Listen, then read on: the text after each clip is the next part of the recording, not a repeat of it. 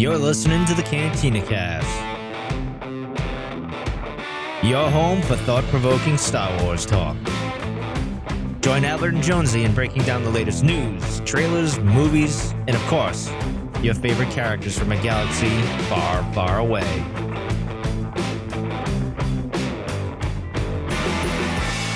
Hello, everyone, and welcome to the Cantina Cast. My name is Albert Padilla, and this is episode 372, Rampage. This is now, fifth episode of the Bad Batch series, and we're going to break that down to the nth degree once again, get into a lot of topics, a lot of theories, a lot of hypothetical stuff that we may be thinking about or talking about lately. And also, we've got somebody to join us to help kind of break all of this down, Mr. Jonesy. Jonesy, welcome to the show. How are you? I'm doing well, man. How are you? I'm good. Yeah, you look great. Yeah, it's a beautiful weekend for Memorial Day, and there's a lot of bad weather come and go, but man, it's clearing up a little bit. It's been nice. Like your shirt, by the way. Nice shirt you got there. Yeah, if you like this shirt, you can go out to tpublic.com/. That's not why we did that, but that's funny. Right. Well, we have no shame in our game these days, so yeah, it's whatever. Okay. Well, listen, we've got a little bit of news to cover before we get into Rampage and kind of give our initial thoughts on that, and then really get into all the details, right, as well. So let's start with the news, and I'm going to try to pull this up here. Let's first talk about there is a new comic coming this fall called Star Wars: The High Republic: Trail of Shadows. Yeah, and this is written by Daniel Jose Older, so we know he's got the IDW title right now, doing a great job with that one. So I'm pretty excited about the prospects of this one as well. But they had this labeled as a kind of a mystery crime, who did it kind of thing, right? And then the characters caught my eye. But what did you think when you read this, the little synopsis? It didn't give us a whole lot, but what did you think? Very different. I was trying to think of the last time we had a Star Wars book that really felt more like a murder mystery type of thing, and not just more of a straightforward action type of show. And have we had some? I think in Legends we had some of this type of thing, but they were never overly popular. So I'm really curious what they do. And the cool thing about it being Daniel Jose Older, though, is that he has such a really interesting and cool sense of humor. Yeah, this is something that he could take and you'd be like, I'm really on the fence about that, and actually make it into something pretty entertaining. So if anybody can make it into that, and I wasn't a huge Daniel Jose Older fan when it came to Last Shot, the novel, the solo book, until I heard him do From a Certain Point of View, the A New Hope one, and with the Stormtrooper, and I could not stop myself from laughing the entire time. It was just perfect and classic. I've been a huge fan of his ever since. So if it's something that he can work into some of that, a little bit of seriousness, but also, some of that fun and banter between them. And you've got in the notes here Mulder and Scully from X-Files. And if he was able to accomplish something like that, that would be something very different and potentially something very cool for Star Wars to have. Yeah, the two characters. So the Jedi that we've got, and I'm for those of you that are listening to the podcast, unfortunately, you don't have the benefit of seeing the image, but up here on top, we've got, or on the screen, we've got the picture, the only picture that was released. There were some sketch drawings that were done as well, but they're kind of black and white. They're not even fully developed. But in the top there, that is Jedi, and this is a new character, Emmerich Kaftor, who is the Mulder character. So he is a Jedi. He is of sound. It truly believes in a higher power in the Force, right? And that's kind of how he approaches this thing. He's being sent to, and I don't want to spoil anything, but he's being sent by the Jedi Order to investigate some events that happen right after the not the carnival. What is it? The fair. Yeah. Fair. Thank you. Yeah, same difference. Carnival rides. Yeah, funnel cakes and all that. Jedi funnel cake. But and then they have Sion Holt, and she's the character down here, the redhead. And she's more of the Scully character. So she's more about science and data and collecting facts. And so she is all business, huh? Yeah, she really is. And she's a very kind of like a straight shooter. And no pun intended based on yeah, exactly. She's sitting there holding a blaster. But then they label this as, or they said this will expose the cracks and splinters in the mighty foundation built by the Jedi. Yeah. Which is super intriguing, right? Because again, we know, we're already seeing bits and pieces of it. Well, okay, so not everybody's seeing bits and pieces, but in the Rising Storm, there's a couple things that are happening. We know it's about to happen. It's inevitable that these cracks and splinters are going to start becoming larger and larger and manifesting into, eventually the fall of the Jedi, Right. or at least as we know it within the High Republic era. But this is it's a good start. Now this is a limited series. It's not going to be an ongoing series, and it's not supposed to hit till this fall, whenever that may be. But yeah, I mean, this is great. I mean, we've talked about this about having additional content supplement the other books, and we wondered, is there going to be even more coming out in addition to all the books that we've already had and books that are soon to be released here in the next couple of months? And the answer is yes. And this is good stuff. Yeah, and it works out perfectly for our Patreon content. We're gonna look to pull in more of the comics that maybe don't fit with the broader, you know, uh, overall narrative that we're used to sharing on the show and things like that. And so it's content like that is gonna be really cool to bring to still be able to bring out to folks and put that over to the Patreon side of things. So it should Yep. be pretty interesting. It should be fun. All right, so we've talked about Rise of Shadow, or the Rising Storm, not Rise of Right. Shadows, the Rising Storm, and we've got some variant covers that were released, or at least Oh yeah. shown. So we have the High Republic, the Rising Storm. This is the Target variation that we've got here, which is awesome. I mean, it looks really good. They've even got Ember back there. You can kind of see him, the Mhm. dog, in the back. So he's a star in this book coming up. By the way, just So who do we have on the cover here? We've got Bell Zettifar right up front, right? yep. You've got And Stellan, Elzar Mann, and then you've got Ty. right. So for those who may not, so Stellan Gios is the one on the front, right? He's got a little bit longer hair in the beard. Got the cross hilt. Yep. Yeah. And then Elzar Mann is the one in the back. Yep. He's going through some interesting times in this book. So and again, a character we're gonna keep in like you said, Indira Stokes, who's Bell's master right now. And this book gets off to this book gets off to a killer start too. Yeah. It is surprising, and I know we've already talked Right. about it, but Oh, but the second one though, this is the one you've been having a lot of fun with this weekend. what's that? Oh, excuse me. Yeah. So this is the. Well, let's get to the other ones. I'll come back to the variant cover for that one Oh, okay. with the Gotcha. out of print.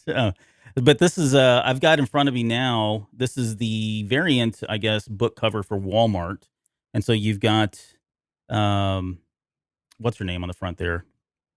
I'm doing really well with names today.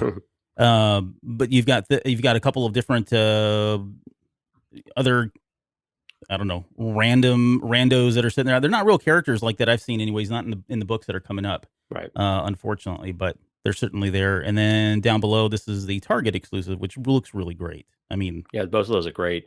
And again, focusing right there on the Nile. So that's gonna be fun. Lorna yeah, D is who you're looking for, I believe, right?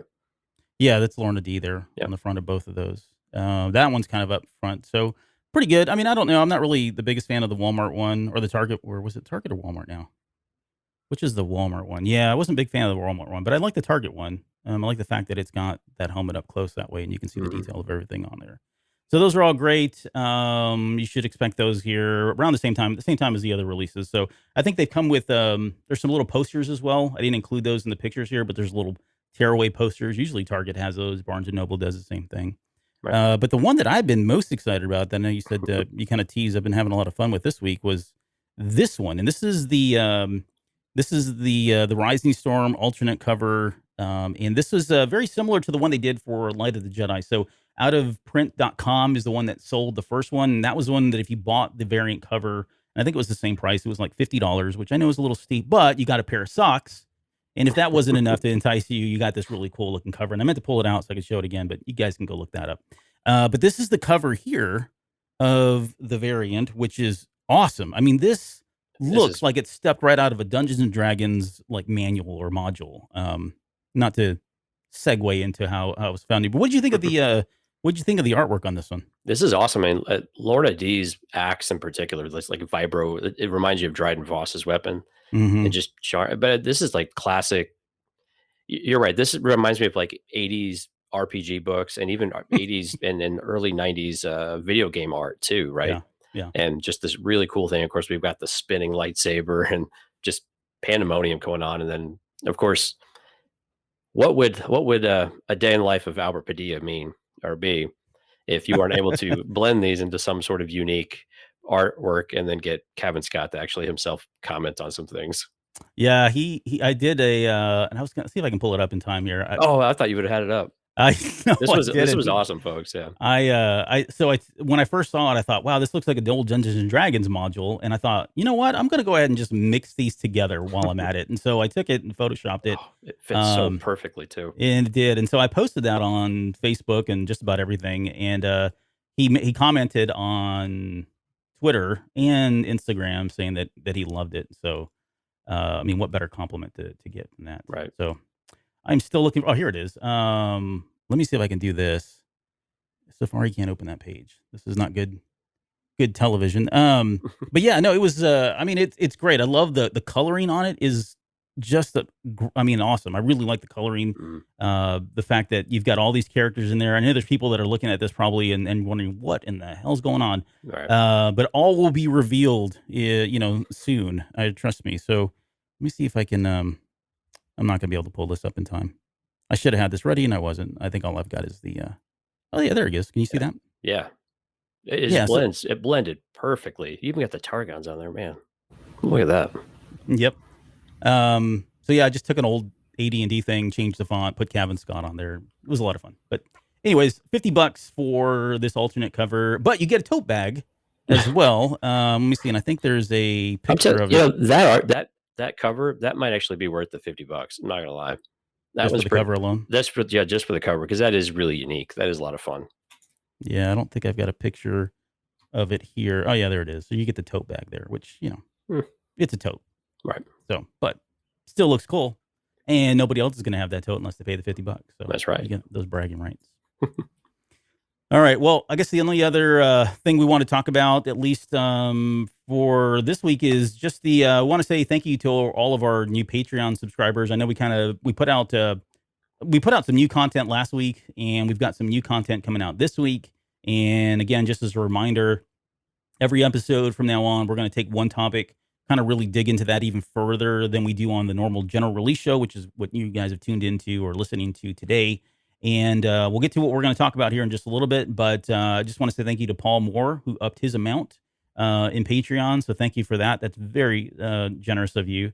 We've got a new pledger, Carol Cantwell. So thank you, Carol, for pledging. And then Stacy Henn also is one of our newest pledgers as well. So thank you guys for that. And not to be out loud, Steph, one of the folks that works here for us at Earglue Media, upped her amount on her pledges. So, maybe she just really wanted the Patreon stuff. I think she was at $1 and she went up to the $2 stuff so that she could get the Patreon exclusive shows. So I twisted her arm. Oh, did you? Oh, no, okay. No, I totally didn't. She did it on her own. She's like, why didn't you tell me? Why didn't you make a big deal that I upped my Patreon amount? I was like, I didn't even notice. So sorry. Yeah. I'm out of it for a little while. Yeah. Yeah, he's out of it. But so thank you guys for doing all that. Thank y'all. All right. Well, let's talk about Rampage. Let's talk about the Bad Batch. This was not what I expected coming into this episode with this title. Okay, so go with that. Tell me what were you expecting and what'd you get? Well, I mean, when I saw the title, I was like, "Holy crap, we're gonna have some super big conflict type of thing." And I did not expect it to go this route of. I mean, again, the episode kind of started that way, right? We need money. We got a rescue mission. We need information. Let's exchange. It was pretty common what we've had in Clone Wars a bunch of times and what we've assumed Bad Batch would get to eventually, and it's started to become these last couple of episodes. But man, I did not see this one coming with a baby Rancor, or I'm sorry, an adolescent Rancor, not a baby, but adolescent Rancor. Yeah. So it was very, very different though, but it actually, oddly enough, it was rather enjoyable. And there were some really, again, I think I'm an old record on this too, but the little comedic moments that we're getting are just perfectly timed and fantastic, especially with Omega with the comms bracelet now. Although it was a little bit sad how she got it, but it was just, again, and you could, I think there's a lot of argument. This is another filler episode, but it's also, you can't just have everything gift wrapped to the Bad Batch finding information. They do have to work at it a little bit. And again, it's kind of cool that we are getting some ties in from the Clone Wars cartoons and, Echo calling on his knowledge before. So we'll get into it here, but overall, I thought it was a pretty good episode. Just not what I expected with the title alone. What were you thinking? As soon as you saw the title come up, what did you think? What direction were we going? Because really, they're not really giving us a lot of spoilers. There's not a lot of stuff coming out in advance of these episodes. So there's not much to spoil it on us. Yeah. I would say same kind of thing. Like I hadn't looked at the well, there not that I was aware of anyways. There weren't any spoilers that were released. Usually the title comes out a couple days before someone sees it Those or snags it. those haven't even been a thing because it's been hard to get these title cards done. Yeah, we had the first 3 and then episode 4 we didn't get the day before. We didn't get it till like the day before night of, and Right. then certainly the same thing with this one. We didn't get it. So but seeing Rampage, I thought, okay, well, that does seem like it's ominous and there's going to be a lot of chaos. And I think there was at the very end, but I Mhm. wasn't expecting the story to go where it went. And probably what your Right. point. And to that, I would say, I do wonder because I know and this seems like it's every week we talk about this, and unfortunately, it's because it comes up every week. But there were a lot of people again that felt like, oh, this is just a filler episode. This is just another episode that's going to introduce a couple things, and oh, cool, we got the origin of a Rancor at Jabba's palace. I Mhm. don't. We'll come back to that a little bit later. Like, I do wonder how much of this is going to come back, right? And 2 things in particular, which I won't spoil. It's in this regular episode, not in the Patreon, but 2 things in particular that I had my eye on and thought, again, space whales, right? If you ever Right. wonder where Dave Filoni why he's doing the things he does, just remember space whales from Star Wars Rebels, and you could argue that was probably the silliest, most throwaway episode at the time, and it was probably the most poignant, significant episode given the way the series ended, right? So, Right. so to that end, don't ever count anything out as being potential, threads or seeds that are being planted for exposition a little bit later down the road from Right. Filoni and team. So, okay. Well, let's before we and then also as far as the Patreon exclusive, so what we called it was Who Killed Luke? Or I'm sorry, Who Killed Luke? So who did Luke kill? That's it. No, that would be even more. That's the extra Patreon. No, it's so who did Luke kill? And so what I want to do is get into whether or not this Rancor is Patissa or it is Muchi that we see Luke kill in Return of the Jedi. We'll get into some possible explanations as to why it could be this could be that Rancor or it could not, or how these things happened. Then we'll get into a little bit of I think I don't know how we would phrase this, but the fact that some of the canon is continually getting changed, Yeah. right? Some of the lighter canon is still getting changed, and it seems like it's more and more common. And is this just the new norm, right? And should we just go ahead and get ready for that? So all of that will be in the Patreon exclusive, which we'll record after this, and both of these shows will be released tonight. So if you're a Patreon member, you'll get both of these early in the morning, and then the general release will be out on Tuesday.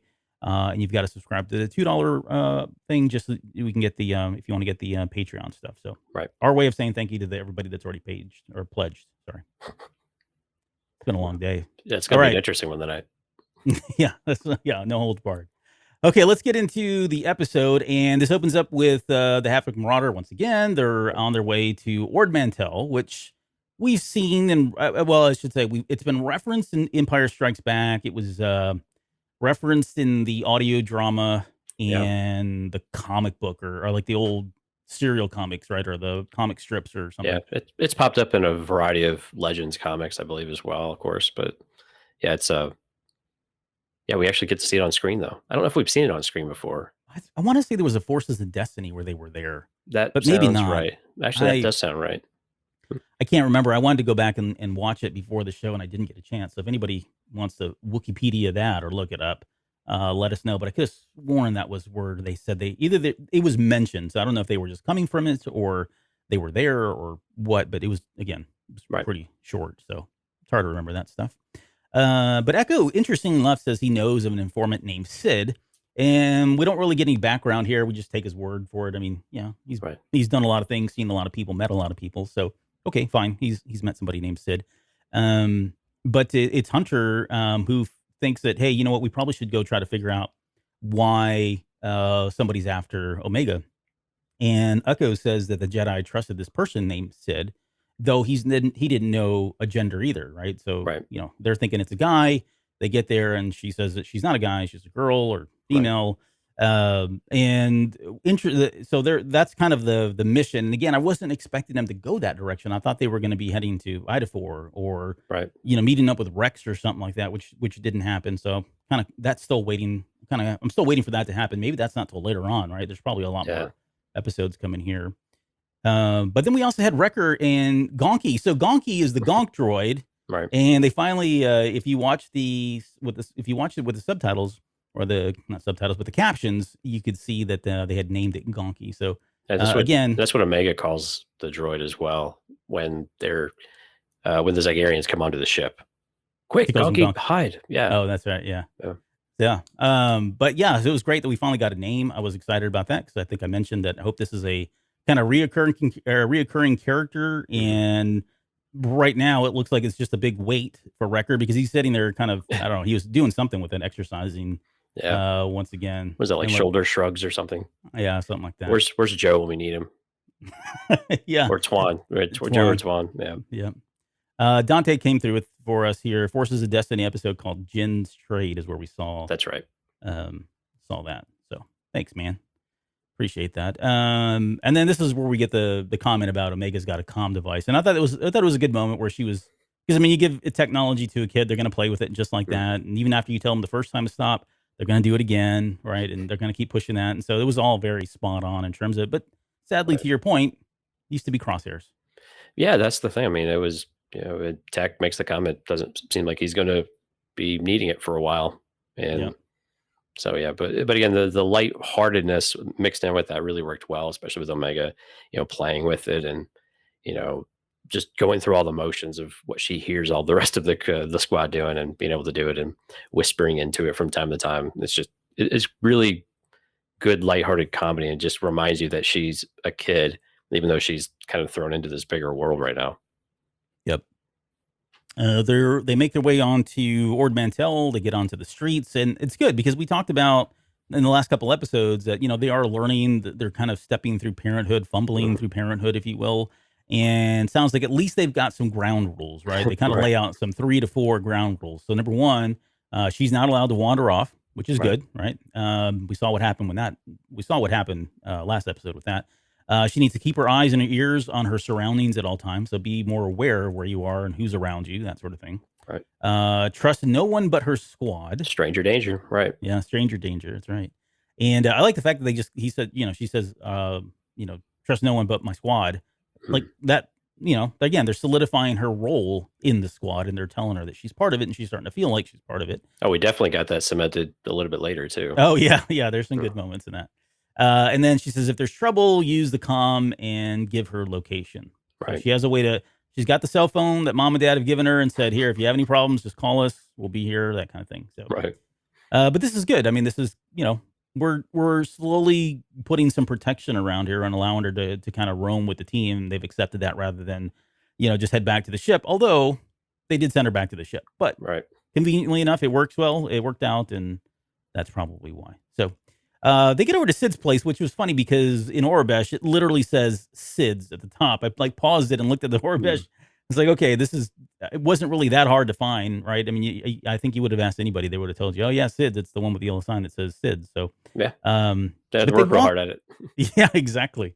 So they walk in though, and I got a question. So maybe the first question here around Omega, because they kind of pan over and we see who is to be Sid, but don't really think much of it, and they kind of show a couple others like an Ithorian there fighting. I don't even know what the other Right. race was, and it's Omega that walks up to her after she's moved over to the bar and says, "You're Sid, aren't you?" or something to that effect, and what is it, do you think, again, and it could be the Force, it could be intuition, it just could be reading body language and that sort of thing. Any speculation as to how she would have known that when the other guys didn't? Yeah, it was just observation. She's waited and she's watching when Sid goes to the bar because when they first come in, Sid is working like a mechanic would, right? She's got a toolbox and she's fixing some things up. And when she blows off the Bad Batch, when they're asking for him, and she's really not giving them the time of day as a result, she goes up and sits at the bar and she keeps sneaking a peek over and listening to them. And that's when Mhm. Omega is just observing and able to see this. So I don't know if it's any real special powers, except that she's just. I mean, sometimes kids point out the most obvious things to us, and Right. we don't know how we missed it. Like, well, how'd you know? Well, I just paid attention for 5 seconds. You wanted me to look at my surroundings. I'm being aware of my surroundings. So, Yep. you know, copy that. We're on the right Right. page. So I think that's really all it was, is that she's just, I think, routinely becoming a more observant kid, an observant member of the team, I guess, if you want to go that direction.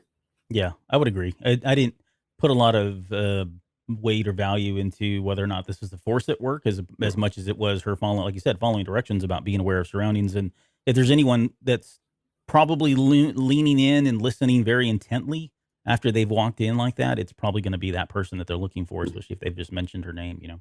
Right. I think it's something also to remember is that with Omega, this is the one thing that she has value of bringing to the team is that they get so wrapped up in mission and the normal ways of doing things or what they're used to as normal Hmm. that she's she doesn't have all of that baggage. And she doesn't have all the training either, but she doesn't have all the baggage of how that is supposed to work and how it has always worked, right? And we get some of that dialogue throughout this episode too. That times are very, very different now, and their their ways of doing things just aren't as effective as they once were because it's not a smash and grab type of thing anymore or a detailed plan. I think tech uh, says some of that even there's no rule book for what we're about to go do. Like we've never done a rescue mission of a child when they thought it was just a child.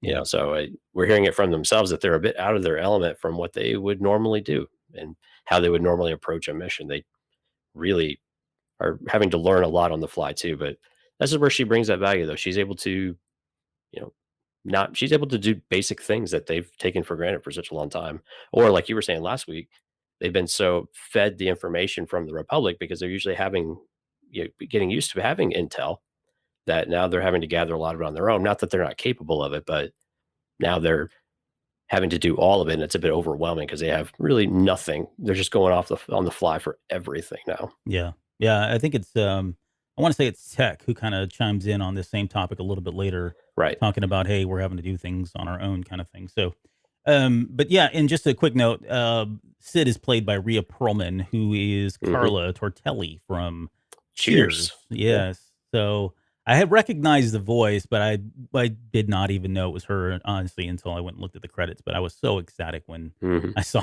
that it was Rhea Perlman. So good to see that she's still working, and the fact that she's now tied to Star Wars is awesome. But okay, so from there, she mentions that the Jedi valued her insights, right? Her intel, what she Yeah. had, and now she's out of business because of this thing called the Galactic Empire. So she's herself is trying to. I mean, she's probably got jobs that need to get done, but she doesn't have the resources or there may not be as much coming in. The Jedi maybe have been were leaning on her for a lot of different things and now aren't. And Right. so she's probably having to go to more, shady looking or shady type businessmen like a Jabba or other crime pin or kingpin crime lords, that sort of thing. So it's going to be interesting to see how much of this, and I don't want to jump ahead Bear here, but I'm curious as to how much these guys are truly going to be mercenaries going forward, and how much of the work is going to be dished out and generated by somebody like Sid, and if this becomes kind of like the central hub for a lot of the storylines at this point. There's probably still the Right. main overall storyline of, hey, they're looking for Omega and Crosshair, but then this is where a lot of the story is being generated. It's coming out of Sid and Ord Mantell. What do you think about that? She's Grief Karga now, basically. Yeah, right. Well, yeah, and I had another question for you too, just to step back a touch.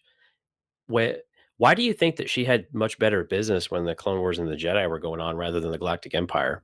Is it that the Empire is cracking down on, illegal behavior or and the Jedi overlooked it or there was just too much other chaos going on with the Civil War or the Clone Wars and now that it's relative peace, all of that is being clamped down on? Like, why do you think it's such a shift for her business, though? Because you would think in this transition phase, sometimes that can be a lot of opportunity for the Huts, and we've started to see and hear some of these things happening in the other content around us. Yeah. So I did think about that. I put it as with the Republic, they probably went through more. Let's see, what's the word I would use? They probably went through channels that were not as sketchy, like getting intel and gathering intel more morally or in a more humane method or manner is Mhm. probably what they would lean towards. And my gut tells me this is kind of like where she's at, right? She was probably somebody that had a lot of intel that came through just negotiations and relationships and sort of that sort of thing, right? Right. Whereas the Empire, probably, in my opinion, they went and hired more bounty hunters, and they were more about shoot first, kill, talk later if you have to, kind of Right. thing. And so that's not what her line of business is. In fact, it almost feels like she's not really. She even when she talks about Fennec Shan a little bit later, saying that hey, this is a bounty hunter. Like this is not something I deal with. I don't deal with bounty hunters. That's the Empire. So when you cut that resource off, when you cut off the Republic, when you cut off the Jedi, and they're not looking for intel that way because it takes longer. It's not. It maybe it's more expensive. It's maybe not as reliable as somebody going out holding somebody's feet to the fire, literally, and Mhm. threatening them with their lives. You can get things a lot quicker, faster, maybe even cheaper that way. I don't know. That's Right. my theory. Yeah. And to go back to your other question, though, at the very end of the episode, we were given a bit of a maybe, right? Where she basically says, "Hey, she gives Hunter the payment, and there's a lot more where that came from. We could be a good team, type of thing." And Hunter's, Mhm. we'll think about it. And but so I think to your point, though, I mean, Hunter's aware of the value of connections and people and what they can provide, especially now that their eyes and ears are really severely limited compared to what they're used to and what they've had access to in the past. And so I think for any for to have any kind of ally, which again, they also had a bit of a tense moment that we'll talk about, which I think makes it a little bit hesitant. But I think this is something where I don't know if those will be all out mercenaries. When I think about mercenaries, I think about, taking people out, assassins almost, right? And you're doing dirty work for other people that's actually dirty work, not retrieving a kid, but actually doing things that most people would consider a bit on the sketchy side of things. And maybe just that's tainted by mob movies and everything else of the last 40 years of my life. But Mhm. those are the types of things I think about when I think about merc work, right? Yeah. Of course, I always hear merc with a mouth too, but but that also Yeah. plays right into it though. Deadpool's the same kind of way, right? Mhm. But yeah, so it's but I think for them to have someone that they can get work from while also getting information and having some sort of connection and some sort of eyes and ears. Yeah, it wouldn't surprise me if this was a thing off and on for a while where they had a contact that they could keep going back to and someone that they could relatively trust. At least they're trying to figure out where that line is though. And I think that's going to be the part that's going to be really interesting to see if there's a reason that Sid gives them not to trust them, or if she decides to turn them in once she figures out more about that. Because you got to figure that she's doing the research on them too to figure out who are these guys, these relics of the Clone War.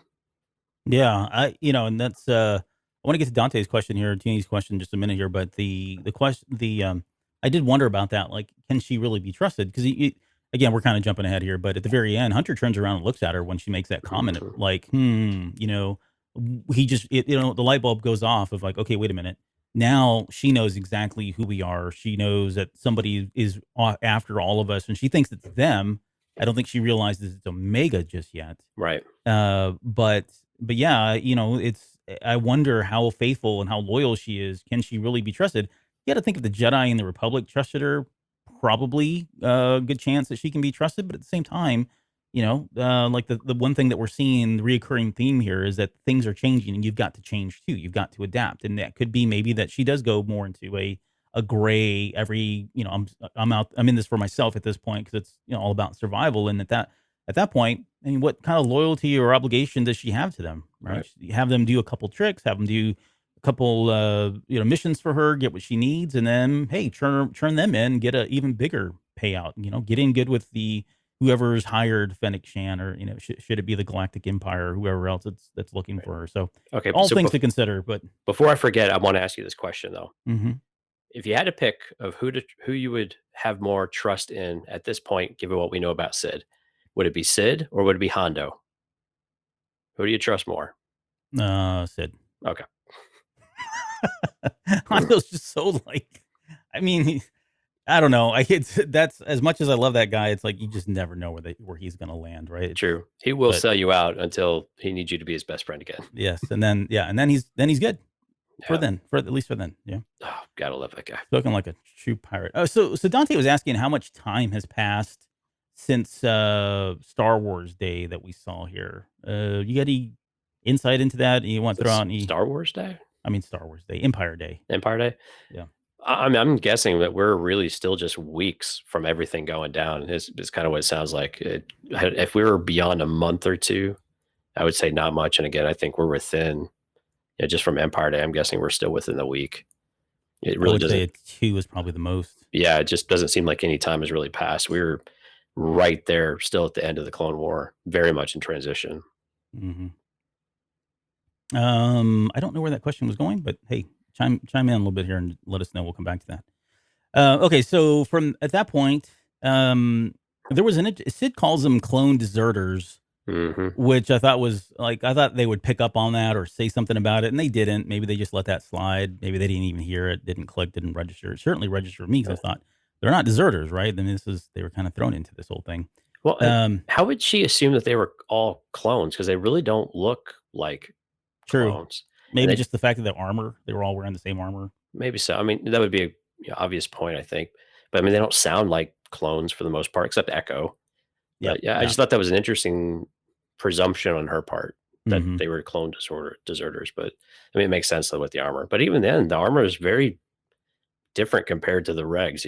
Oh yeah, yeah. I mean, these guys look like I they mean, look like an these are elite commando. squad of right. Yeah, they're commandos, right? Yeah. Yeah. Okay. There was one other thing that I picked up that I thought was very interesting, and again, they didn't really expand upon it. But Tech says that they're the separatists. He refers to themselves as separatists over an ideology, which you think about it is interesting because they were Mhm. fighting the separatists, and now they've become the separatists in this whole kind of thing. Which I think it speaks to obviously the political Mhm. shifting and swaying that we see in Star Wars, especially with like Saw Gerrera Yeah. and the Rebels and all that, right? Well, And very Enfys Nest is another example. But yeah, sorry, right. go ahead. And and very much like what Saw said early on in this series too, right? I mean, he already saw that shift happen, and all of a sudden they were on the right side, and now they're not. Hmm. So it just shows you how quickly things can change and how your perspective can get flipped on its head. Oh, okay, that's right. So he says, just thinking of in relation to Sid's business woes after her Jedi transactions ended, it hasn't been that long, which is a good point, right? Yeah. It hasn't been that long. If it's only been a week and she's already kind of feeling the pinch, yeah, Well, maybe it happened before then. right. Well, and that was kind of the basis for my original point a few minutes ago was this shift is happening really quick for all of a sudden a bunch of, if we want to call it underworld activity or just side gigs, for Hmm. that to really be squashed so much, it just shows you the influence of the empire. I think at this point, with the whole chain code thing that we keep seeing show up, and the registrations and just buckling down, they've got a presence on seemingly every world, even ones that they have no reason to be, and they've got relatively strong presences on some world that don't seem necessary either. So you could see why some of that might be, but it was also just kind of a general question about, did the Jedi just turn a blind eye? Because we've seen Kenobi do that quite often. Of course, Anakin can't tell which side of the fence he's on most of the time, but you know, Kenobi sees Yeah. the values in that. Yep. For sure. There's so Fennec does this whole thing that I guess we're all used to now. We called it originally. It was like, oh, this is what you see in video games. You go into a town, somebody tells you, hey, I'll give you what you need, but you got to run this little mission for me, and so you end up doing Right. these little side quests. And we joked about that going into the Mandalorian season 1 and happened in season 2, and now it's here. You think about it, it was probably happening for the most part in Clone Wars and everything else, Mhm. but yeah, I mean, this is kind of a tried and true formula. It certainly plays well to the audiences, and we all like to see it because it gives us an opportunity to get into other things and still feel like, hey, we're still the story's still moving forward, right? That they're trying to get money and all of that, and it's a weird time for them. So, but yeah, I mean, she basically says, look, I've got a mission for you, and you guys mind doing this little mission for me, and in return, I will find out who Fennec Shand is Mhm. for you. So using some of her contacts and resources, which Right. I'm wondering if they did use Jabba. Like I don't remember them ever really saying it, but the fact that you've got Bib Fortuna, you've got Jabba, he's got a lot of influence. If anybody knows who Fennec Shan would be, this up and coming bounty hunter, and they did label her as a bounty hunter in this one for sure. Mhm. You gotta think somebody like Jabba would know, and therefore by proxy, through proxy, somebody like Bib Fortuna. Yeah. So I don't know. What are Yeah. thoughts around any of that? I think she's probably got a rather large network anyway. Even if they're laying low, they would be able to. And again, she said she reached out to the guild. I think actually, she reached out to her contacts in the guild. She did, So yeah. yeah, so clearly she went straight to the bounty hunters guild and went that direction. And to your point previously, I think as long as we are getting with regard to, is the story still moving forward, even though we're on one of these side quests, right? And I think that's the important thing. I think that's what they're doing okay at it right now. We'll have to see if they can keep this up. where they give you some piece of information that fits the overall story narrative rather than we're just completely on a side quest. We get completely sidetracked. We barely escape, and now we're back, and we don't know exactly what the next episode kind of looks like. And we teetered on that a little bit last week, but this week I think gave us a little bit more. Give a little bit more of that. We kind of end up in the same place because don't know where the hell they're going now, but Yeah, right. yeah, same type of deal. But yeah, she did reach out to the guild eventually. I mean, we're kind of all over the place, which I think is fine actually for this episode. I don't know that it matters if we're too sequential on some of the story arc aspect of it, but Yeah, I think she mentions that at the very end. I mean, mhm, she's like, "Oh, I reached out to the guild," kind of thing. Yeah. right. But yeah, but she says, clearly she knows a bounty hunter when she sees one, right? So she doesn't know who the person is. She's never heard of this person, and but she'll get some information from her or about her if they go do the gig. Yeah. And speaking of the gig, so the gig Yeah. is they got to go Rescue rescue a Moochie. kid. Yeah, a kid named Moochie, and who's being held by Zagarian slavers. And if they do that, she'll give them the intel. In addition to that, the bounty's 50,000, which she wants to split 70-30, which should net the Bad Batch about 15,000. Pretty significant chunk of Yeah. change considering that the most they could get for Echo as a droid was 3,000 credits. So yeah, I mean it's a Yeah. significant amount, and maybe that goes towards the fuel and well, it goes towards fuel and it goes towards food. But again, later on, the very end, she says one of the things that they're going to need, there's two things they're going to need: friends and money. Mhm. And you're going to need more money than friends. And I thought that was a very cool comment because I want to see that. And I know it's going to happen. We're going to see where the money becomes it either becomes an issue or the fact we're going to see how it's being spent and what it Right. does to provide for them. But I don't know what that could be, but I love that idea. I mean, it's just yeah, I mean, it's the same money makes the galaxy go around. It's the same here, right? Bribes and Mm, information, everything costs you, especially now with the transition to Empire. the empire. Yeah, I mean, like of course now it's going to be more interesting of what kind of credits are they being paid in, right? Because we've Right. seen this in What's of value? right, yeah, we saw it in Phantom Menace when things were changing currency wise again then, and now with the galactic credit. But yeah, I mean, but yeah, it just shows you that you got to have money to grease the wheels. Otherwise, you can't even get your foot in the door half the time. Hmm. Yep. There's we get back to the Havoc Marauder at this point and immediately jump into what we didn't talk about last episode, which is Wrecker's head hurting again. Yeah, So yeah, it's definitely, last week I was thinking, okay, well maybe it was just a thing and it was him playing it up and all that. I didn't really believe that, but I know that was one of the theories that was out there. But it definitely came back in this episode. Now the question was when that happened, at least I thought to myself, okay, is it going to impact him in some way in this episode? And I can't say that it did. Like there right. were a couple times when he was fighting that maybe he wasn't, at his best, if you will, but it didn't seem like it affected him. So it seemed like they were just again reminding the audience that, oh, by the way, don't forget he's got a head problem and this is going to come back a little bit later. Yeah. No immediate impacts there, but Well, what felt different this time though is that it was not as over the top as it was the previous 2 or 3 times, right? I think that's the main difference. This one, he's just sitting there, he's just like, and hmm it wasn't so it wasn't so elaborate, right? It didn't seem like he was just looking for attention. So yeah, again, that's why I'm thinking I don't know that it was an act before. It doesn't make sense, I think, for him because he'd rather be in the action than decorating a kid's room. As much as right. he likes Omega, it makes more sense for him to want to be part of the action. But he hmm keeps getting his head hit. I mean, he banged his we called it out last week. He got his head hit again, with Fennec, and then he, fighting the slave traders as well as fighting the Rancor, as well as fighting the Dragon. He's just getting smacked around and getting banged into rocks and everything else. So it's gonna be a thing here. I'm starting to wonder if this is going to be that mid-season cliffhanger type of thing, yeah, especially if they end up coming across Crosshair again. I'm wondering if that's going to be something that's going to finally flip some sort of switch here, something that's going on. yeah, Or it might be more like what the Clone Wars had, right? We have all of a sudden something happens and it forces Tech to finish the device, the scanner, so they can actually do something. And again, that could also be okay. Well, how do we remove this? Well, maybe this is how they get into seeing Rex too, right? right. So yeah, Yeah. but it's definitely a thing, though. I think this gives us all the confirmation we needed that this is definitely a thing. Yep. No, I do too. It is a thing to be determined in terms of where this goes and what kind of impact it's going to be, how much it feeds into the main story.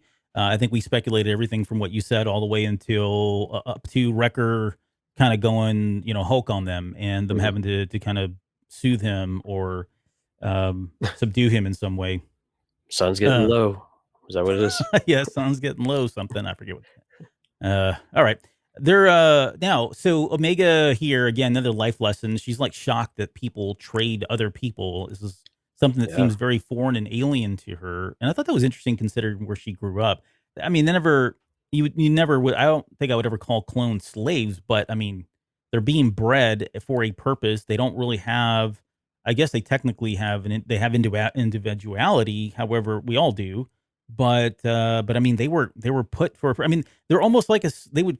There's a lot of reasons you could say they are like a slave. So it was interesting that she was able to kind of not see that, and maybe it's because she grew up so close to it and didn't think Mhm. anything of it. Like, hey, these aren't slaves. We feed them, we train them, we take care of them, give them good quarters. I mean, it's very different than being bound and literally by your hands, feet, neck, that sort of thing. So maybe that was the key differentiator there for her. But yeah, she seemed like she was really shocked that people would actually take other people and make them do something that they didn't want to do Mhm. growing up on Camino. But Right. I mean, it shows you that she still has that youthful, naivete still going on. Of she doesn't view the clones as slaves, even though we've clearly heard that question and we've heard the debate about clone rights type of things, right? And hmm what should they be allowed to do after the war and so on and so forth. And but yeah, it's very different when you see it in the wild, right? Of breaking rocks type of thing. Like you said, you're bound, you have a collar on, you've got people with whips, then you're being supervised while you do hard labor outside. yep, Very different than what she has witnessed the clones, and she would probably say, "Well, no, they it's not the same thing. right, we were bred for a purpose. It's different, even though you don't really have any choice in some of those in those decisions, and we don't always see what punishment looks like either for the clones either. So I think that's something a little bit different. We don't know entirely too much about of what that might look like when they do mess up or get into trouble. Yep. Aside from Tarkin, right? And she knows that Tarkin's not a great guy. No, yeah, exactly. Um, there was a moment there, and I don't know if you caught this. I mean, it's subtle and it could mean nothing, but there was a moment there where I think it's Tech is talking about being mercenaries and says that they'll earn a good amount of money, good amount of credits, and he seems pretty excited. I mean, Tech probably realizes, okay, yeah, we need the credits, and He's a realist. Yeah. yeah, exactly. I mean, he's thinking 2, 3 steps ahead of everybody at this Mhm. point. But if you look at Echo, he looks really bothered, like just almost disgusted by Mhm. the fact that that happened. I think there's probably an obvious answer if that is the case. But what are your thoughts as to why he would be disturbed with the idea that they were now considered mercenaries and for hire at that? Well, first of all, I think Echo's always got a sour look on his face these days. Anyway, It's true. He does. he never He's like looks the happy. grumpy old man guy He now. really is. He's the Mike Rondo of the Bad Batch. Right. Yeah, we don't really know if anything makes him happy. Although we have seen him softening a little bit towards Omega. I think this episode we saw 2 or 3 examples of that. That's a Uh, good point. but yeah, I mean, this is not what the war was supposed to be when it was done, right? And this is not. I don't think what any of them anticipated this is what the end of the war would be. I think, but Echo in particular. I mean, Echo, what he went through with his main squad before joining the Bad Batch or before all of the events that happened in the Clone Wars to him.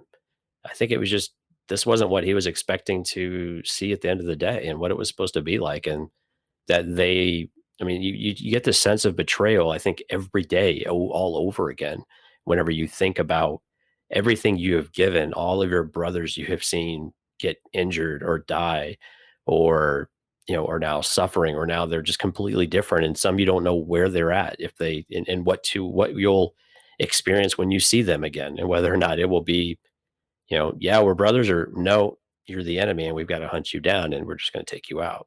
Hmm And so I think it's just this opening the wound. It's like when they talk about Crosshair too, it's still real new and real fresh. And they've not had a chance to really heal over. And just when it feels like, okay, we're getting a little bit more stability, things are feeling a bit better, and then no, something comes over and scratches Right. it open again. And Yeah. They're changing. They're having to change yet again, adapt again. yeah, and I think for Echo, and we've talked about this before too. I think with Echo, he's always felt like a bit of an outsider in the group still. And I think when you have that discomfort on top of everything else, I mean, imagine Echo's brain is probably in just a bunch of different places, and really struggling to figure out not only where he fits, just who does he want to be at this point. And they Hmm actually have choices on who they can be, but it's difficult to let go of who you have been as well, to try to make that change. And really, they're kind of forced into whatever they're doing right now. But he also knows this is just At some point, this is all going to resolve itself one way or another too. And Yeah. what does it look like when that's over? So it's a very interesting time for the team, but I think for Echo in particular, he's had a much different journey than everybody else.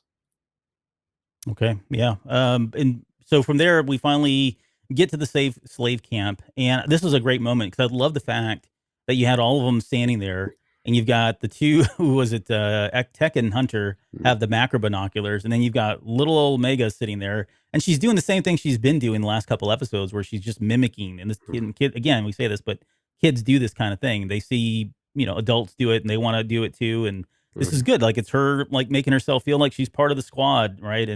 And showing that she's got the practicing her skills and all of that. But it was a very cute moment that I just love the fact that she's sitting there looking at it, and then she makes that comment about Poor poor Moochie. Moochie. Yeah, she We're looks coming, scared. Moochie. Yeah, she looks scared. Yeah.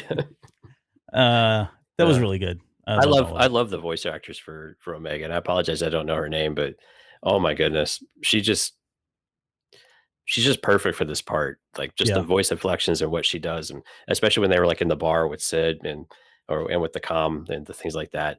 I I agree or something like that. Yeah. Right. Right. It's the writing and then the acting of it is just it's really really good. It's really really solid. But I agree with you. I was really surprised that she was the one with the macros, and then all of the commentary of just how bad she felt. She's got this Hmm. empathy and she looks sad, type of thing. Yep. There's for her too. It's, I was especially with given the fact that this very next scene there, or the very next thing that happens is they start moving in on the slave camp, and Hunter turns around and says, "Nuh-uh, you need to go back to the ship." Right. And I wonder when she was doing the macro binocular thing and she made the comment out loud, that's like her way of like justifying, like, oh yeah, like, hey, don't forget we're all part of this team, Mhm. knowing probably in her heart that they were not going to let her go forward, and so she was trying to make the best case I that don't she'd be a part of the I team. don't know that I agree with that one at all. I think she fully expected to be part of the mission 100%. Like, Yeah, why would? Because I mean, you saw how hurt she was, right? yeah, yeah. And this is what we were alluding to earlier, he said, "That's an order," and Hmm. she didn't like it, but she said, "Yes, sir," and She followed orders. right, it's not dad anymore. Now Yeah. it's squad leader Hunter, and Good soldiers follow orders. ooh, man, too soon. Get too soon. Oh, but yeah, great stuff. And I would agree that like, the just the way the accent for the person, I forget her name, that plays her. I looked Mhm. her up. I didn't see anything that I recognized her in, but that's just on me, not her. But yeah, great stuff, the way she's doing this character. Okay, so they move in. Echo heads up to the top. He's kind of the eyes and all that because Mhm. Crosshairs, who you normally would have there, but Right. he's not around. And then the plan is for Wrecker to draw them out and Tech and Hunter to grab Moochie, who again at this point they still think is this green alien that's Mhm. daughter kid that's down there. And this is where we get the Brezzik. I didn't get a chance to look this up. Like it didn't seem like we've seen this before. But have we seen it before? The This dragon thing, the Brezzik. I th I wanna say we have because it looked really familiar, but I mean, it was a pretty common design, though. I mean, it's not very dinosaur-like, right? But and the ability to glide through the air, very inspired off of dinosaurs in our Oh in yeah, our history, so it was in the episode that we so when we talked about the Zagarians back when we did the Clone Wars trailer. Remember we were breaking down the trailer. Mhm, We talked about that episode that we seen this race of Zagarians in before. mhm. Yeah, there was one in there, and Okay. Slaves of the Republic was the name of that episode. Okay, yeah, that makes sense then, yeah. Sorry, I I figured it had to have been Clone Wars. yeah. They I introduced a mean, lot of beasts. it looked familiar. I mean, it looked probably cooler and cleaner given Mhm, the tech that's behind the series. right. But yeah. Anyway, so that thing kind of shows up and lurking in the background. It takes out Echo, and Oof. then it distracts us. It distracts the Bad Batch enough that it allows them to be captured because throughout all of this, and I keep trying to temper my expectations because I understand they can't just be like the Bad Batch who they are today. This is not a critique. The Bad Batch who they are today, and as I know them 5 episodes in and after season 7, very different than I think I originally thought they were. Like they're Mhm, not maybe as badass as I thought they were, and that's not. I got to give them some benefit of the doubt because things are changing. They're doing things they normally wouldn't do. And they're coming up with, I think, creative ways to explain how somebody like the Bad Batch would suddenly get trapped. These commandos, elite commandos, were suddenly captured by Zagarian slavers. It's not that the Zagarian slavers had did anything that was better than them. It's the fact that they were distracted by this dragon, which Mhm. they were not anticipating. You know what I'm saying? So I don't know. Right. Am I wrong in feeling that way? It just feels like they're constantly getting captured or getting knocked out, and And then like, Omega okay, save, and then Omega saving the day kind of yeah, thing. Yeah, yeah, I think this is the thing you always run the risk of whenever you take an elite group that you have intentionally kept in a very special place, and you've had very limited interaction with them, and then you have a lot of focus on them, right?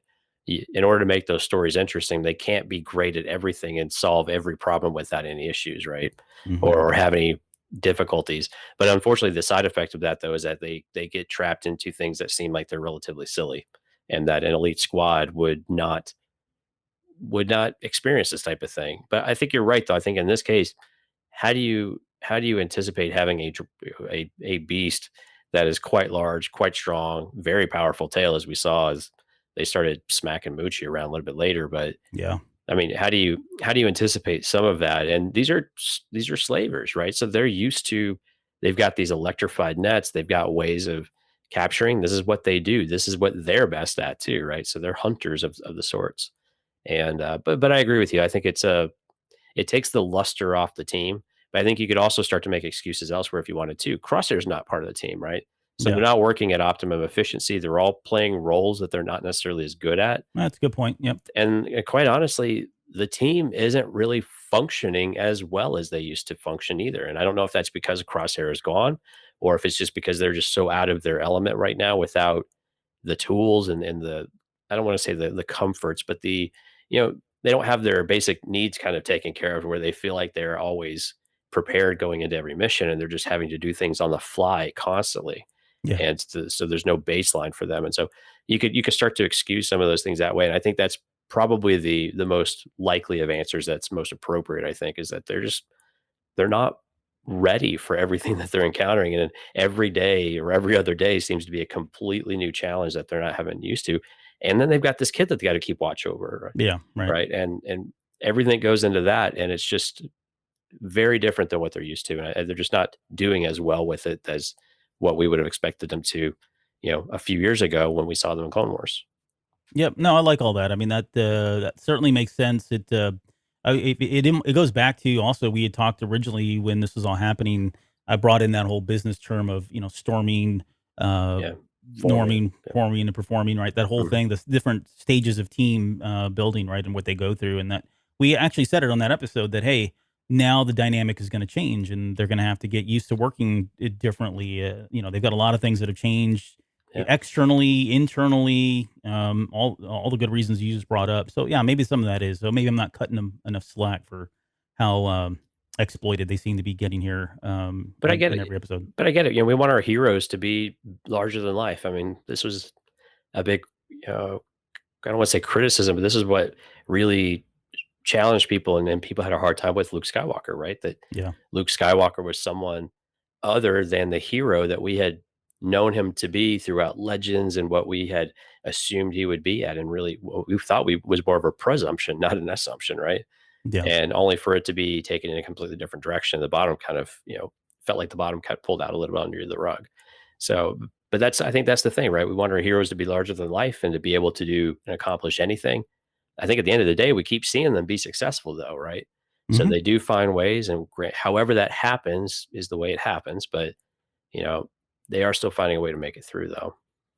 yes. And on Luke, since you brought it up, that Luke Skywalker in my head is still out there. Mhm. We just haven't seen him yet. You know Yeah, what I it mean? doesn't mean yeah, that's the thing. It doesn't mean, I mean, just Right. like the Bad Batch, we know that they are great at what they do, and we have seen them be great even in these more challenging times. But Yeah. it doesn't mean that it's like, to your point earlier, it doesn't mean that it's not going to be a bumpy road for a while. Yes. Yep. Okay, so let's see. We had that really quick moment here where we saw Bib Fortuna, and I got to say, the first time I saw this, I thought, oh, that's interesting. They're bringing Jabba in this because they hadn't, Mhm. obviously put two and two together. I had no idea that Moochie was a Rancor, But the idea that Jabba was that Bib Fortuna, I thought, okay, we're definitely gonna get some kind of a Jabba reference, and it's interesting that we're going there already. But maybe not surprisingly, right? By the time we get to arguably A New Hope, he is kind of like the pinnacle of crime lords, right? I mean, he's kind of running everything, and depending on where they go, I mean, all I've got is legend stuff. So I don't really have anything Mm. that's canon at this point to talk about. But if you go by the legend stuff, yeah, he's like the main dude. Like he's the main crime lord badass of the galaxy, and his hand is in just about everything. And the other Huts are kind of looking at him, and if they haven't been killed by him already, so Right, and we saw this transition happening in the Clone Wars too, right? So Jabba came yes, up a few different times, and so we've seen this shift happening over time. Now, what's interesting is that Jabba keeps losing things. So he lost his son. yep. You could say they were taken, whatever, but and now he's losing his, staff's baby Rancor. Hmm. Although I guess it was a gift. I guess is what Muchi was supposed to be. She's a Yeah, I gift. think so. So something Yeah, like I that. thought what was cool is Bib. You could get this. You got the sense there. You could almost read or like translate. He made some kind of a threat towards Sid, Mhm. and that's when she replies back, "Hey, don't worry, I've got my best people on it." And they're not really her best people, right? I mean, she just met these guys, but she's probably saying that to keep them off her back, keep Right. them off her back. So Now she's a Trandoshan, is that right? yeah, she's a Okay. Trandoshan. All right. Yeah, from upstate New York. Right. Um, so then, Just like, Jabba's, what was it? Jabba's uncle or nephew? Uh, oh yeah, he had a what was that accent? I don't I know. I Well, don't remember, yeah. I know what you're talking about. you always you used to do the Yeah, imitation for him. I don't know the accent, but yeah, it's, I can't remember the guy's name. I don't remember either. Oh, I'm not doing it. We're not doing it. Go back and listen to an old episode. There are dang plenty of it. them out there. Yeah. I tried, folks. What about all the reading that guy, Yeah, whatever it is, yeah. that. Okay, so we get back to the slave camp. The Bad Batch they've been captured, they've been chained up, and it was comforting to see that Wrecker could break out of that at any moment. But Mhm. he knew that he couldn't because one, they didn't know where Eka or Omega was, and two, they were surrounded, so it really didn't do anything. They were just going to get recaptured. So better that kind of like what I think it was Tech was saying, Yeah, just save your strength, right? right.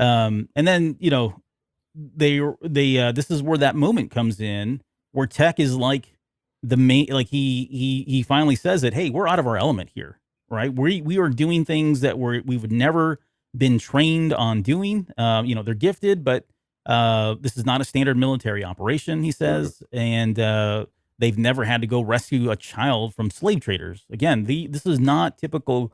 Well, I say that, although there were missions where clones were doing this, but they didn't do that. How They about did, that, right. right? Yeah, Right. most things ended up blowing up by the time they were done with it. Yeah, that's what they Yeah, were sending to blow stuff up, which right. we saw them do quite a bit of. At that point, that Zagarian leader comes out and says, that we're not in the Republic anymore, referencing that the Republic is outlawed slavery, and now because the Empire is here, it's back, and it's back in a big way. And this is where Omega's kind of crawling around, snooping around. She's trying to get over to all of their equipment. She lets a rock hit, or she pushes a rock too far, and it falls over, and it gives her away, and Oh, that's a wrecker. we skipped a part though where she's on Did the we? What? ship. Yeah, she was on the ship.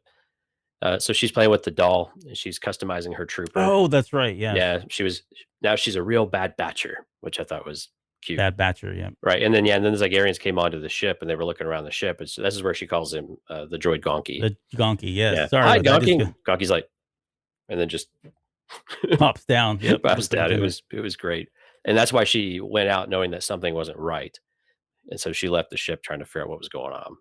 Yep.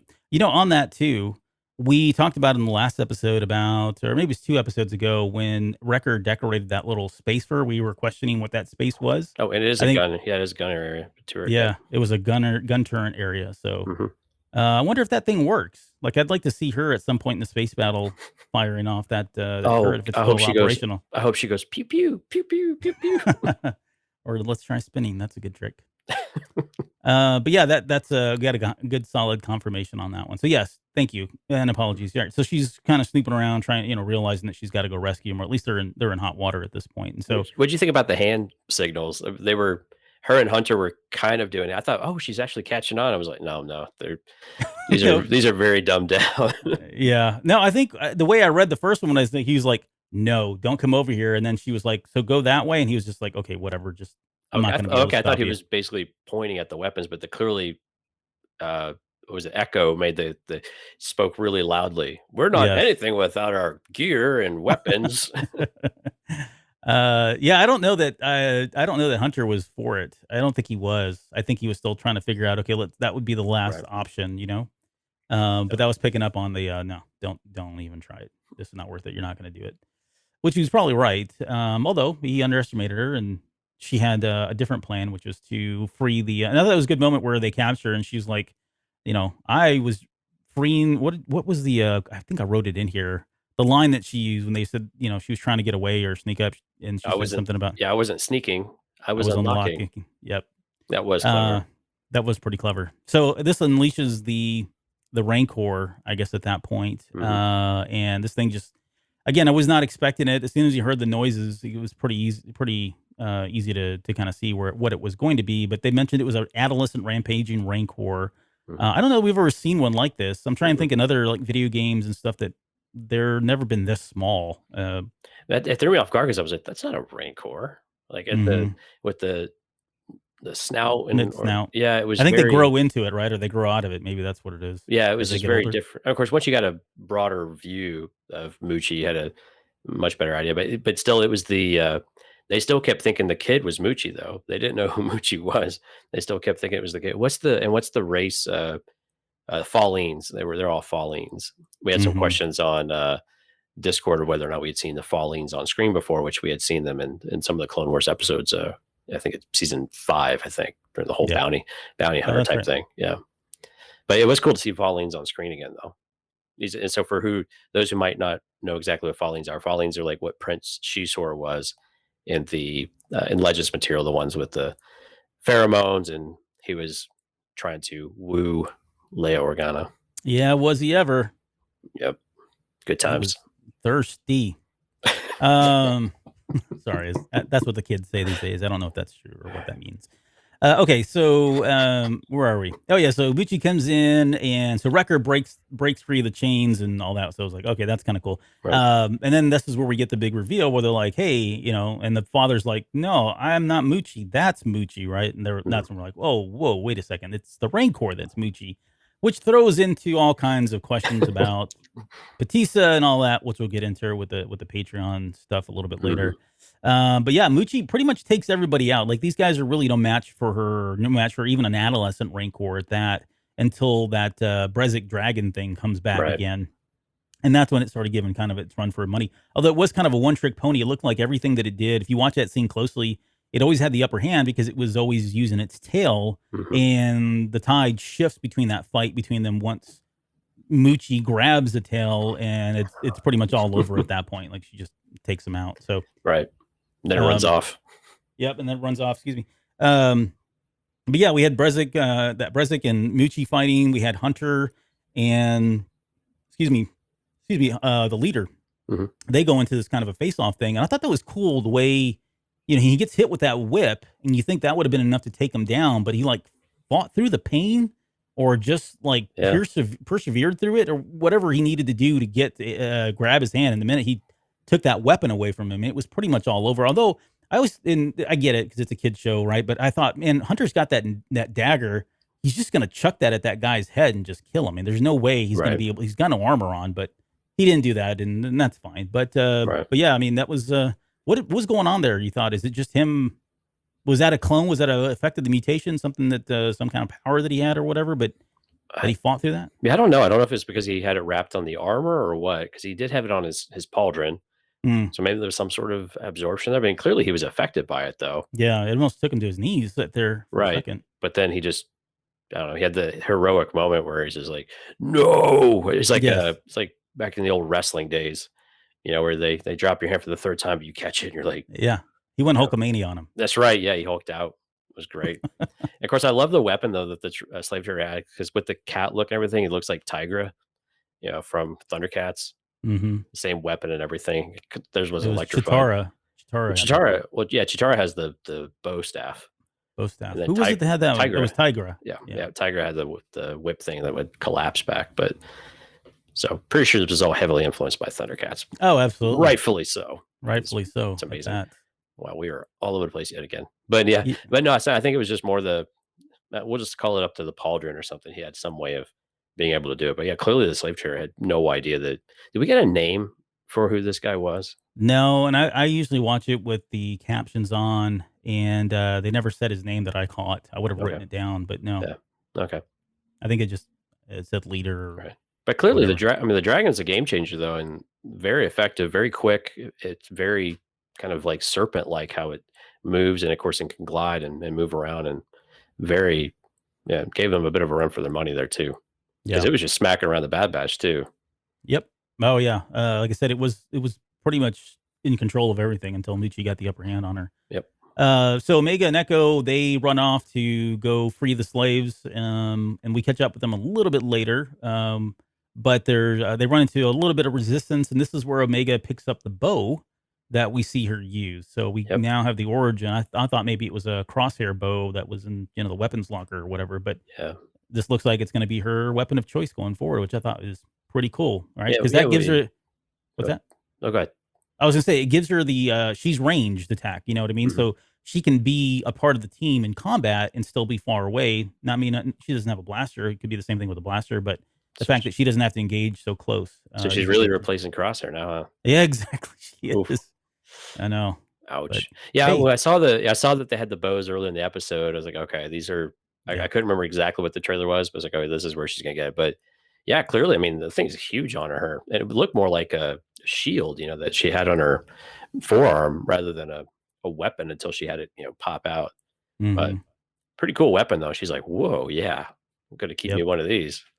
There, there's a moment there where we've kind of talked about it, but Muchi and the Brezek are kind of fighting, and it's finally when she gets a hold of the tail. It's pretty one sided at that point. That Mhm. it runs off, flees, and then we get the Muchi versus Wrecker fight, which I thought was hilarious. Number one, the one thing that caught my mind or caught my eye was Wrecker, or no, it was Tech suddenly is like looking it up, like, okay, well, how do we beat this thing? And it's like he goes to Wikipedia and types Yep, in, you know, adolescent Rancor, and then read the entry on their, that's right. how they on Rancors and realized, oh, okay, they Alpha Authority is really big on them, and so that's the way you're gonna have to take him out. And of course, Wrecker, who's just looking to have a fight and smash things and all that, jumps right in. Right. And they start fighting. There was a quick moment in there. I don't. This was probably intentional. I don't know if it really means anything other than just kind of a tribute, but Wrecker grabs him by the neck and pulls him back, and he makes his face. It looks like Jabba's face when Leia is choking him Mhm. out with the chains there on the sail barge in Return of the Jedi, which I thought was kind of cool. But Right. um, again, probably nothing more than a little homage to what Right. was happening there. That was great when they were slugging out and they're both getting really tired. And then they're just kind of everybody's just starting to walk up slowly around him to Yep. check it out, and like, what's going on? And Tech's like, Wrecker's lost a step. Like, Yeah. what's taking so long? Yeah. They're getting tired. But then, He's like, just stay down. right. But then it was also like I had you in the back of my head. Well, has he really lost a step, or is something wrong with him? I mean, so Hmm. and you're infecting my way of thinking these days. So. Yeah, well, it could be a little bit of both. It could be that he's not on his A game because he's impacted by the whatever's going on, the trauma in his head, Yeah, or he's just fighting a rancor. or he's fighting a rancor. Yeah, exactly. I mean, Right. it's nothing. It's not a feat we would put in front of anyone else. How about that? Right. But there was so here's one thing that I did think about, and we kind of jumped over. But when Echo and Omega get to the speeder bikes, they send the father and the daughter away, and they kind of race off. I thought it's interesting. I wonder if we'll see them again in some way, if they will pop up. And this is what I mean by the Dave Filoni planting the seed, and then 6 episodes later, 4 seasons later, you get the reference, and this character's back, and now there's a an opportunity for that character to maybe Repay them or return. something. Yeah, Yeah. exactly. Repay the debt that was paid to them by Omega and the Bad Batch. So it could be a critical point. It could be a critical moment, a good relationship that was built there, and we just don't see it. For us, it looks like filler. Like, oh, this was just an episode to explain a Rancor that we maybe or maybe did not see in Return of the Jedi. And I just don't think it's that. I think it's more than that. It's probably first and foremost, hey, let's introduce Sid because she's going to be a hub for the stories Right. going forward. On top of that, hey, one of those stories is it's just going to so happen that these characters are going to come back and play a pivotal role in that little thread. It could be nothing major or significant, but the fact that they come back gives weight to it, right? Gives credence Right. to it all. Yep. Okay, so yeah, they're then Omega makes that comment about, up close, she's kind of cute. Her being Moochie. With all the drool and the spit and everything else. Yeah. Yeah. She's I wonder how long that fight went to. adorable. Like 30 minutes, 45 minutes? I don't know. It probably went a long time. It felt like they were just sitting there watching them beat the crap out of each other the whole time. Right, yeah. Okay, so we get back to Sid's place, and this is where Bib Fortuna's there. He's got the 2 Gamorrean guards with him. This all looks very familiar to us. I liked seeing the Gamorrean guards on it in animated form, though. They look really, really good. Yeah, I thought they looked better, and I'm going to get a bunch of crap for this, but I thought they looked better than the ones that we saw in The Mandalorian. But, without question. Without question, yeah. They just looked more like the plastic, latex costume, what I'm used to seeing, right? And they were bulkier too. They weren't yeah. so skinny like in the Eating Gladiator. well. Yeah, they were very prosperous. Yes, they were not the thin ones that we saw in The Mandalorian. Right. So, and then the Bad Batch show up with Moochie, and Omega's riding her, which I thought was really cool. The fact that they've got her that tame. So, and that's why I've got questions about whether or not that's the Rancor, and I've got theories as to how it gets to where it is and all of that. But I mean, we're led to believe this is all kind of a fun thing. Even Bib Fortuna comes out and he's like, "Oh, my Moochie, blah, blah, whatever," and yeah, everybody loves this thing. And then you see the Rancor in Return of the Jedi. And again, I don't want to spoil anything here because we're going to talk about it a little bit later on the Patreon stuff. But yeah, that doesn't seem like it's the same one, but could be. Who knows? Yeah. They say goodbye to Moochie. They run off. I don't know. And I got a question too. We'll talk about this as well, but whether or not we see Moochie later on, I think it's possible. Maybe not as likely as something else, but if we do, then we're getting into Jabba again. And I don't know, do we really want to go to Jabba in this one? I don't think it's necessary, at least not directly.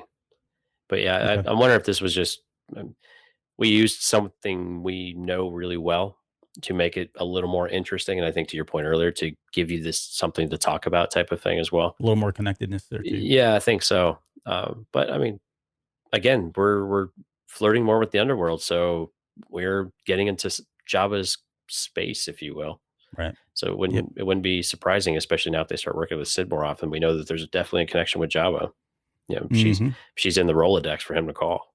So yeah, I like how she called. She references Hunter as, "Hey, you dark and broody, come inside." She wanted to talk to him about that. And this is where we get the information. So I know we've already talked about a lot of this stuff. So Fennec Shan, she's a bounty hunter. She's up and coming.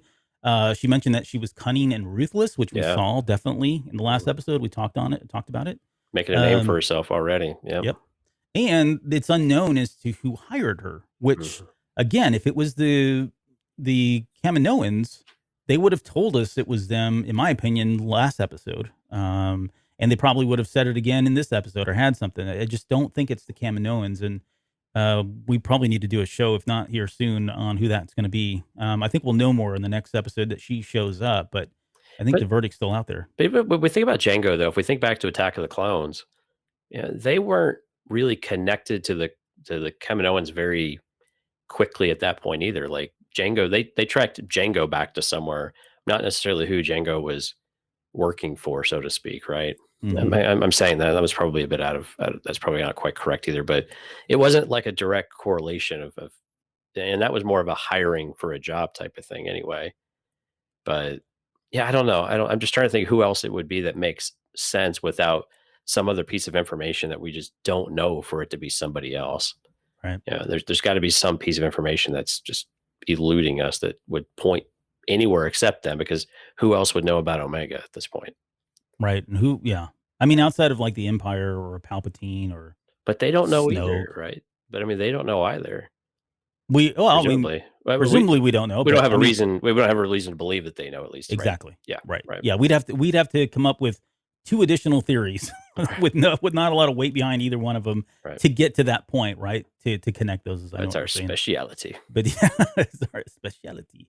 There was something else too. She says that this was a direct commission, and I clued in on that, because that tells me, typically with bounties like we see in maybe not in Mandalorian, probably not a good example, but let's think about Empire Strikes Back, right? Vader goes out, brings a ton of bounty hunters in, says, "Look, here's the bounty. Here's who you're after. No disintegrations. Go out and find him." So it's like whoever finds him first, kind of thing.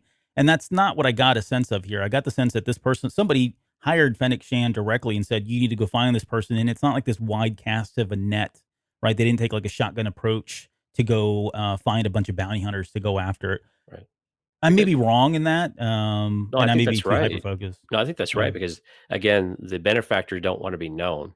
And I Right. think, and this does sound a bit like Mandalorian, although there were some inconsistencies with how they went this when they were looking for Grogu with the client. But they Mhm. made it, they presented it very much like that too, right? I think Grief said it was a direct commission, Yep. very hush hush. They don't want to give you any information about what's going on or why you're after anything like that, and it's because you want to mask who the true benefactor is. And so even if it's a direct commission, it might not even be the ones who are getting Omega or the ones that are truly funding it. Right. They're going to somebody else who is then doing the specific work in that regard. Yeah. Like a Sam Wessel, Jango Fett kind of thing. Yeah, very much so. Yeah. Yeah. Right. But Yep. so yeah, that direct, I did pick up on that too. Direct commission definitely tells you they want to keep it quiet. Yep. Sid says that, we talked about this, about they're going to need money and friends. And he said they're kind of in short supply of both of those right now. Right. But I do get the sense that he's going to take her up on that offer and they'll be back when they either need more money or need to make friends or, whatever. I need her for more information. How about that? They can come to her as a source. So it's good for them. Right. There's so there was a moment in there where Fennec says that she's interested in them, that somebody must be interested in them. She says it very suspiciously. And this is where I felt like, okay, can she be trusted or not? Like she almost kind of leaves it open. I think Hunter picks up on that. And we mentioned that a little bit earlier about he picks up on, wait a minute, I've kind of, this person knows a lot about us now. But yeah, makes a comment about they must be pretty valuable when it really is only Omega that's probably the obviously the person that's being hunted here, not the Bad Batch. But I would think that Sid probably has a couple of angles though, and she's probably slow playing a bit here. But she called them clone deserters early on, right? So she could still be going down that path of, well, we have this clearly a very special group that is unlike the rest of the clone army. So it makes sense that someone else would want them. But I think even she would question some of this stuff about, a direct commission and why they would give it to a very up and coming bounty hunter for a whole team. Doesn't make a lot of sense, right? And so I think even Sid starts to see that there's something different though, and probably will turn her eyes to Omega pretty quickly after that. If there's even an inkling of some other piece of information that comes out from it. Yep.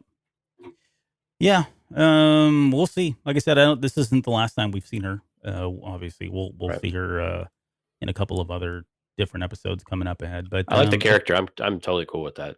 I do too. I like Rhea Perlman a lot. Well, Sid just doesn't take any crap either from people. She's just this smart aleck. I love it. Yep. Yeah, like I said, upstate New York, whatever. Not from Boston. Not from Boston.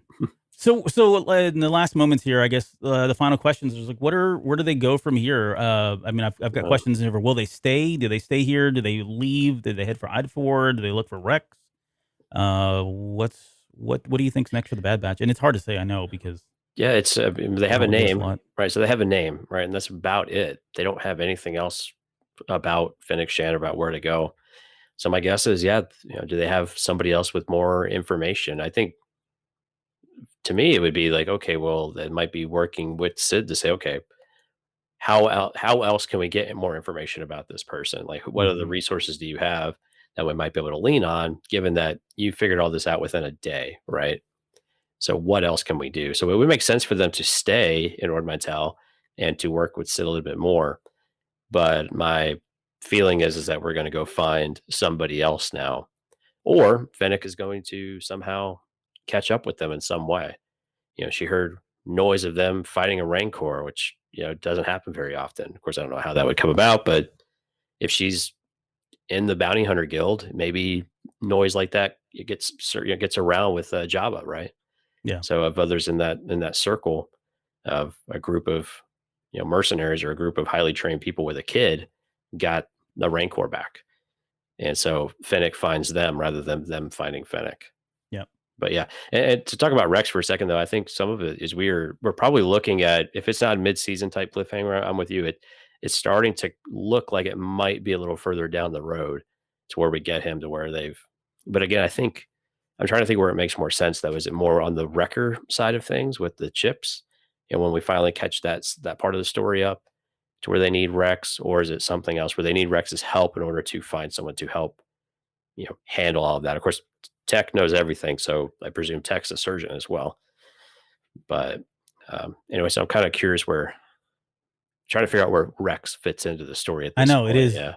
It's hard. I saw someone actually out on I forget what website it was. Somewhere, someone had taken all of the footage that was released prior to season 1 starting, and they filtered out everything we've already seen and left everything that's left, Mhm. which was fascinating because there's still a lot of stuff in there, and you're scratching your head going, okay, stuff that you thought was related or correlated in some way probably isn't now. Mhm. But it does make you wonder just how all of this still, happens. And that wreck scene looks even more interesting because I think if I remember correctly, they're kind of coming over the horizon and they're kind of seeing the fallen Star Destroyer, Mhm. which I think, okay, maybe that's got to be Jakku.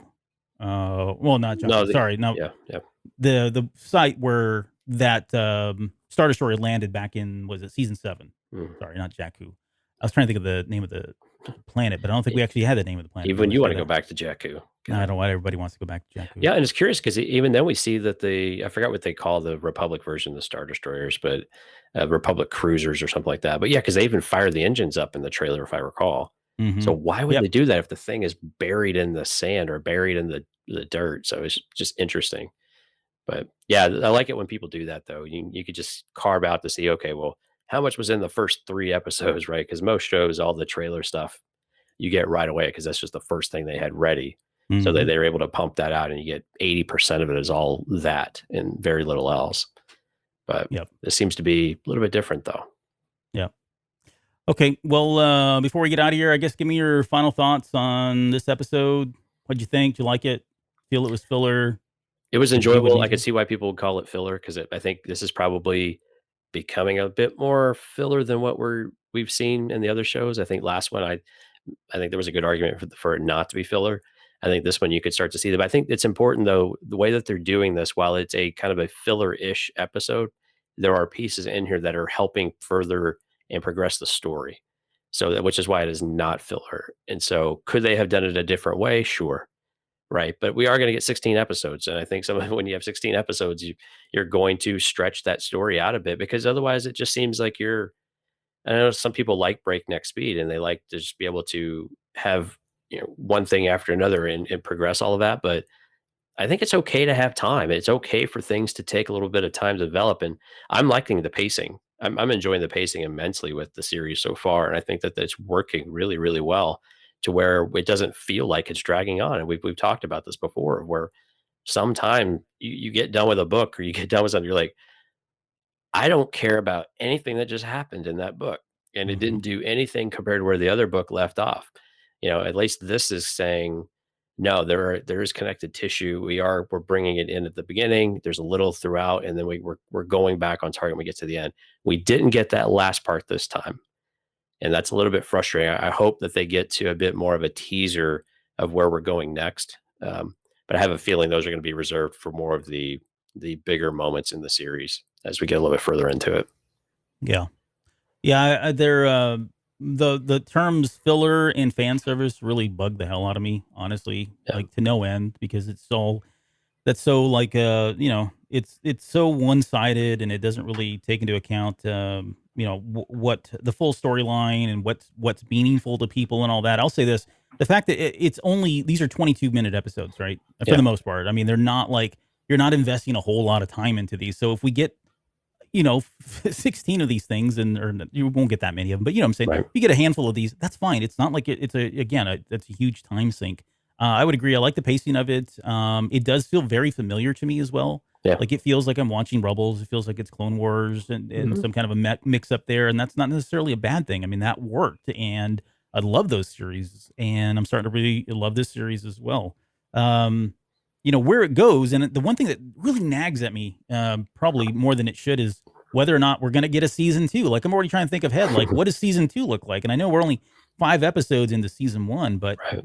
if that is a possibility, then wow. Yeah. I mean, there could be stuff that they're laying the groundwork for now that we won't even see manifest really until season 2. We saw that with Mandalorian. There were Right. things that were laid in there that we didn't see immediately in season 1. We saw them in season 2. So it's really hard to say, what is being thrown in there for the sake of exposition versus what's being thrown in there that's going to carry weight and kind of move, plots and threads forward.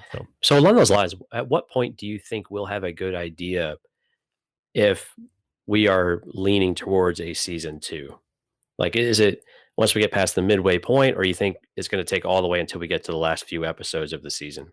I think it's going to take the last episodes of the season. I think I so honestly too, yeah. do. And I don't know that they, I don't think I they're think going to come out and say anything early. Yeah. Right. I think they're going to do it as though, hey, it could go either way. Mhm. It ends and it feels like you had some kind of a, finite ending to it. Or there's enough there that they could certainly pick up and run with in a season 2 if they wanted to. Right. Right. So I think both of those are certainly possibilities, and knowing Dave, he's going to kind of leave that open, and, we'll see how that goes. But. Yeah, you can't venture out too far from the tree of trust, or whatever it was they called it. Oh yeah. The trust was it tree. The trust tree. Yeah. It has to shave some branches off every once in a while and build a moat around it. And memories of celebration. That was a good analogy there, by the way. Okay. I guess that's it. You got any final thoughts? Anything else? Yeah. So tomorrow's Memorial Day. So just a quick appreciation for everyone that has sacrificed so much for the things that we get to enjoy with doing the podcast and doing what we do and just everyday life as we know it. So huge thank you for everyone who has made such a sacrifice for all of us here in our country here in the U.S. And of course, all the veterans who have served. It's another opportunity to recognize all of them as well. So a huge thank you and a moment of remembrance for all of them. Yep. Yeah, as some of you guys may not know, I know we've got some international folks with us that follow the show. Tomorrow's Memorial Day. So Yep. Certainly want to honor all of those veterans, as Right. you mentioned. So, Yep. Okay, well, stick around, because if you're a Patreon member, well, don't stick around because we're going to go away and come back, but we're going to record a special episode here that we've talked about, and we'll get into Patissa and Moochie and all kinds of other stuff. So I think, let me just make sure I don't have anything on my show notes. No, that was it. All right, we'll be back next week for episode 6. And we've got some more stuff coming down the pipe here. We're starting to break out the comic book stuff. So Patreon members will see that pretty soon. Well, hey, quick plug for where they can find us, right? So, go ahead. Yeah, if you want to talk to us anytime, we're on Discord. It's a chat service. So eargluemedia.com/Discord. If you are interested in what we're doing for Patreon, you go over and take a look. Albert just did a nice update of all the tiers, and we got a new kind of welcome message out there for you as well. So that's patreon.com/thecantinacast, I believe, right? That's it. Yep. So go out there and take a look at that. If you like to contribute, we'd love to have you over there. And there's a few tiers.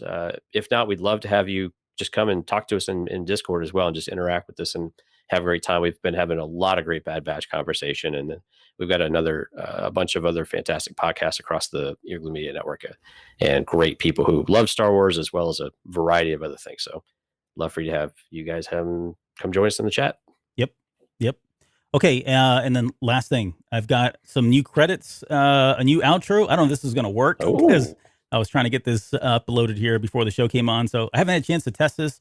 Hopefully it plays well and you get to see it, but yeah, this is a new outro that we're running with, and I'm going to apologize in advance because I don't have everybody that signed up. So we mentioned all the new Patreon members at the beginning. They're not in this credits. They will be in the next version of it. I just didn't get a chance to do it. So with that, we will see you guys next week.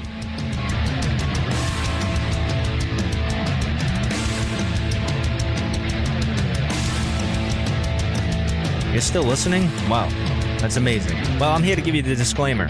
Normally we do a big, long, drawn-out disclaimer thing saying what's what and who's what and all that other stuff, but I think you guys kind of know that Lucasfilm and Disney have no affiliation with us at all, and we have none with them.